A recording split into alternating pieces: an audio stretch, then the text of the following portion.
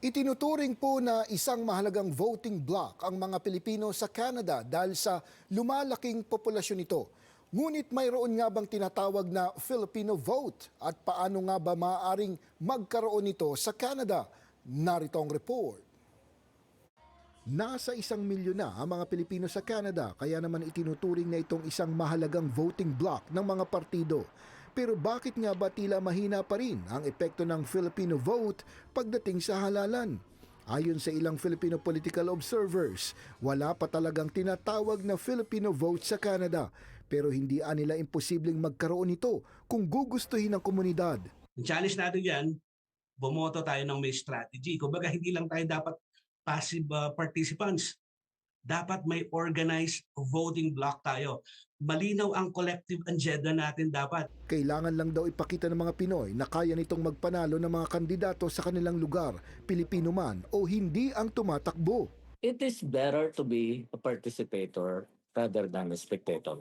Mas mabuti yung nakikisali tayo kaysa tayo ay nanonood lamang. So if we show politicians na solid tayo bilang community at may malinaw tayo mga isyong ipinaglalaban, we can gain leverage.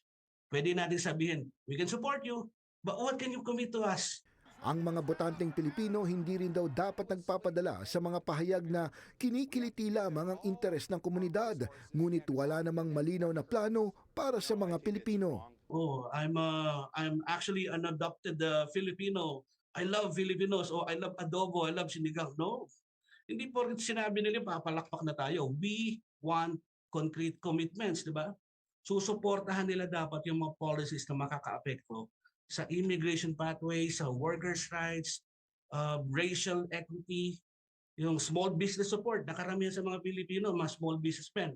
Kung Pilipino naman daw ang tumatakbo, dapat buo ang suporta ng komunidad, hindi man ito tumatakbo sa inyong lugar. Ilan sa mga kandidatong Pilipino ngayong halalan, sina Richie Valdez ng Mississauga, Ontario, Jaden Baldonado ng Calgary Center, Rachel Punsala ng Winnipeg North, Benjamin Abis ng Etobicoke North, at Linnea Lovestrom Avery ng Don Valley West. Kapag may nakita po kayong Filipino candidate, baka po automatic na sa atin alamin na ang po pwede natin magawa para tulungan sila.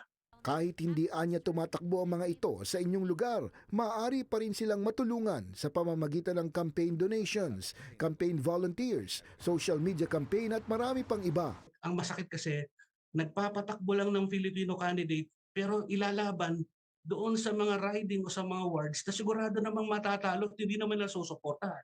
Para lang masabi, oh, ayan sinuportahan namin kayo mga Pilipino nakapagpatakbo kami ng kandidato. Pero token candidate lang yon. Minsan mahilig din tayong sumigaw at maghanap ng karapatan. Pero nalilimutan natin ang ating tungkulin.